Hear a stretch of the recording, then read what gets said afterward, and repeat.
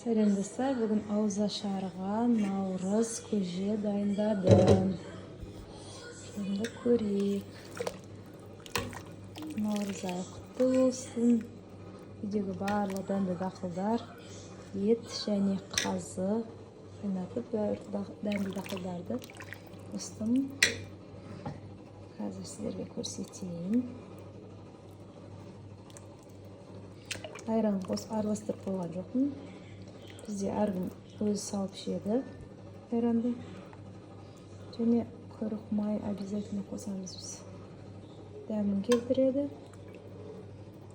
Және қазы бір қазыны бетіне салып беремін.